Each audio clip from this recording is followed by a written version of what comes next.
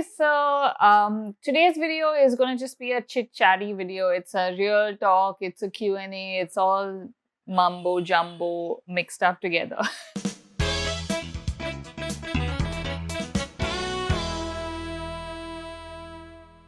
How are you? Okay, so that's the first question I have for you guys because I'm feeling a bit all over the place this weekend. So last weekend, you guys saw I was really productive, doing I had a busy Sunday. You saw that in my vlog. This weekend, I'm just very meh and not really in the zone to do anything. Which is why I thought I'd do like a chit-chatty video because like yesterday on my stories on Instagram, I posted about how all I see on Instagram is people traveling, people socializing in big groups, birthday parties, weddings, like all that has just fully begun. And it was really bizarre to me because I just feel like just a few weeks ago, we were in this massive second wave and, which was so different to the first wave. And we're very close to a third wave. So I'm like, why is this happening, So yeah, I've been rather disturbed by seeing these posts and wondering like, am I nuts to be sitting home after like a year and a half nearly? And, all of those things, like those thoughts cross your mind, and also anger that why are people out and about when people were dying a few weeks ago and they will be dying again because of this. It just feels like, you're kind of stuck in that loop. And I posted this on my stories asking people if their feeds also felt the same, and about like over, I think 80% said yes. I think the 20% are the actual people that are going out and traveling and stuff that said obviously no. And I asked a whole bunch of you what your thoughts were because I was really beginning to question myself as to like, am I nuts or is the world nuts or what's going on? Because to me, it's very scary. And I think like we all have to obviously act responsibly because a third wave could be worse than the second wave. And also with the new Delta variant, they're saying even, vaccinations possibly don't work against it. So it's a really scary, slippery slope. And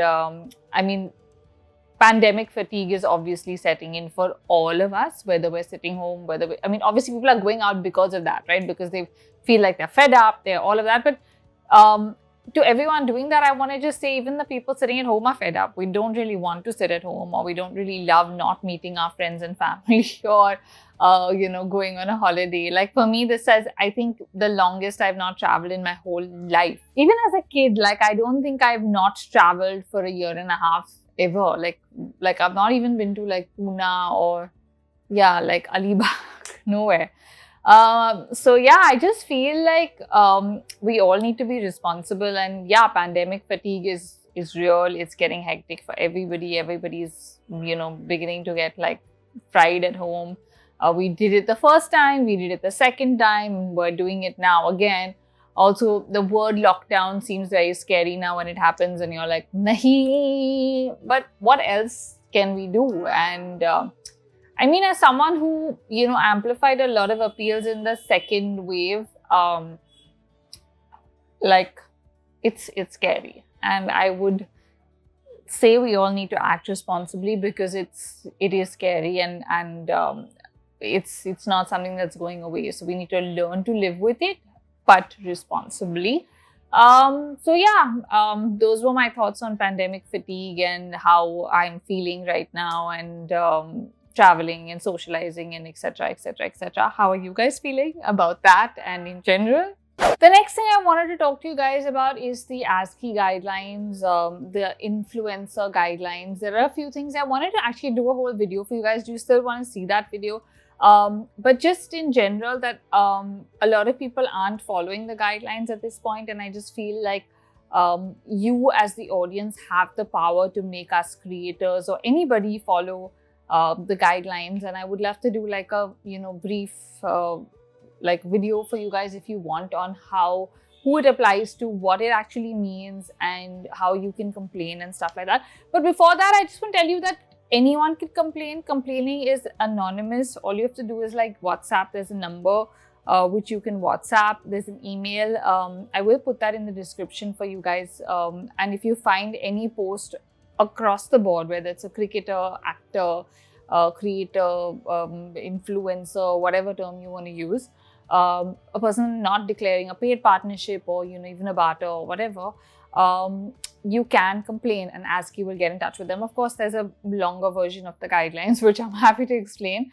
But I just feel like immediately they have come into effect since 14th of June, and I think everyone needs to follow them. Just to maintain transparency for creators, for people, for consumers of the content, because it's only fair. So yeah, I will put those details, but if you want me to do a full-on video, leave that in the comments also. I will do that for you soon. Now I'm going to answer some of your questions. Asked you guys for some random questions on Insta. Do I still find K-dramas interesting, or do I feel like they all have similar storylines?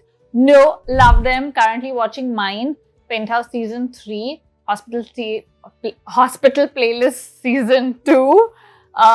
Yeah, so K-dramas are my jam and I love them and I think they are amazing. And there's so many different storylines, right? Like you could watch a love story, you could watch a thriller, you could watch a period drama. So, love them still. And no. Am I buying stuff from the sales? Honestly, no, I haven't shopped at all lately. I've not been shopping the whole year because I just feel like I'm in the same stuff. Like, see, you've seen this t-shirt like a zillion times, but I'm still wearing it, and I've lost that spark, that joy that shopping gave me, because I have nowhere to wear those clothes, and I'm not someone who gets all dressed up and just sits at home, right? So mainly food, like all my money goes in food. I buy a lot of like baked goods. I buy a lot of like like sauces, condiments, all of that kind of stuff. But like food is where I spend my money. Okay, this is an interesting one. What do I do to keep myself sane without screens and accept Mars? Okay, this is a really tough one because I was going to say watch shows and hang out with Mars because those are the two things that keep me positive. I guess... other than Mars, obviously, because Mars is like number one, like he's my energizer bunny that keeps me sane, and watching a lot of content online. I think good food really, really puts me in a better mood. I eat what I feel like eating right now. Like I eat a lot of dessert because it makes me happy. I know it's not healthy, but I do that. And I just feel like do what makes you happy right now, whether it's working out, whether it's, eating yummy stuff, whether it's spending time with your family, or not spending time with your family and locking yourself in a room also. Whatever makes you happy or keeps you sane right now is fine. For me, I would say other than Mars and watching shows, it's definitely like yummy food. Like good food puts me in a good mood. Okay, interesting questions on Clubhouse. Garima asks, do we really need Clubhouse in our lives? At the end of the day, it's more social media. I agree and disagree. It's, social media, nobody really needs social media at all. And I'm saying this even though my job is on social media. Social media is a choice we make. It's something that makes you feel good or bad. And I always say this, the minute it makes you feel bad, or if there's someone that makes you feel bad, unfollow them. And, don't keep that in your life. Or if you're feeling like there are things that you don't like, just like take them off your social media or get off social media. That's okay as well. Live in the real world for a while. So nobody needs social media. So obviously we don't need Clubhouse, but it's a great platform, I feel, to have conversations that are not happening on other platforms. So like I was part of a lot of conversations on privilege, caste, things like that, which I had never spoken about or heard in my life on Instagram or YouTube or, platforms like that, because it doesn't pop up, right? Like, because you're not following people that are talking about those things. So I think Clubhouse like gives you like really interesting rooms to be a part of where you can learn a lot. And I found a lot of really interesting speakers that I followed and then followed them on Instagram or elsewhere as well, and learned a lot from the conversations there. So I will say that it's a great platform to have important conversations, different conversations. But yeah, again, if you're overwhelmed by it and if you feel like, oh God, like one more, don't do it. Don't get on it. Wait. But I feel like it's a great platform. Also right now, like when you're not meeting people, if you're not meeting people and stepping out, if you've been home, it feels like a group chat, like a lot of these conversations, like when we did a lot of conversations on the fashion industry and stuff like that, it felt like a fashion event or fashion week or one of those where you're just sitting and talking together in a group, which we don't do like for really long, right? Even if it's people So I just feel like it gives you that sense of community or actual conversations, and not like just reading comments and things like that. So I quite enjoy it. But again, any social media, if it's overwhelming for you, take a break or completely get off it. It's okay. It's completely okay to not be on social media as well. How are my folks doing? I haven't spoken about them in a while. Now, this is a really important question. I actually want to address this because I get a lot of comments even when I vlog saying, where are your parents? Where are your parents? Where are your parents? So I choose to deliberately not show my parents when I vlog even my day in my lives right now, for a reason. They are in their 70s. They've not stepped out at all, other than going for like doctor's appointments or for their vaccination. And they're really chilling in their PJs and like just home, right? And I like, being a content creator is my job. It's not my friend's job, not my family's job. And for them, a video means getting dressed up and sitting. Like my mom would want her hair dyed, she would want lipstick and then sit. So I don't feel like it's fair to just put a camera in everybody's face around you because it's your job. It's something that you should do only when the other person is comfortable. Whoever they are, whether it's your spouse, your family, your friends, which is why I definitely deliberately choose to not film people around me to make them uncomfortable, because I don't want that, and that shouldn't be the case, right? But to answer your question, they're doing well and they're fine, and they've got both their shots now as well. So yeah, they're good. Now that I cook more, am I more conscious to eat mindfully and include wholesome food? No. So again, as I said, I'm a very lazy cook. I'm not a cook. I still don't love cooking. I just do it because you have to do it and get by. But also, I'm not a very healthy cook. I use a lot of sauces and, those kind of things here and there. So what I make is not necessarily very wholesome and healthy, and sometimes not even yummy. So to answer your question, I guess no. How important is it to have a hobby or make time for yourself? It's really, really important, I think, because especially right now, those are the things that will keep you sane. Like, you need me time and space, which I think we don't get in Indian homes. We're always in each other's faces and everybody's like, which is also great at times. But I feel like everyone also needs to have personal, individual space and alone time for their own growth and sanity. And it's really important to do that. So take time out for yourself, whatever it is. If it's few minutes to just, like, I don't know, write a journal, listen to music, watch something, work out, do puzzles, whatever gets you in a better mood. Take time out for yourself and do that. It's really, really important, pandemic or otherwise. You always need me time. Okay, this one is interesting. How to get rid of the insecurity of getting old? A great ring light like I have right now. No, just kidding. It's really rainy and gray today, so I had to use the ring light. Also, if you're hearing psh, psh, psh, psh, psh, my neighbors are constructing and there's some, I don't know if it's spray painting or what's going on, but something is going psh, psh, psh, psh, psh.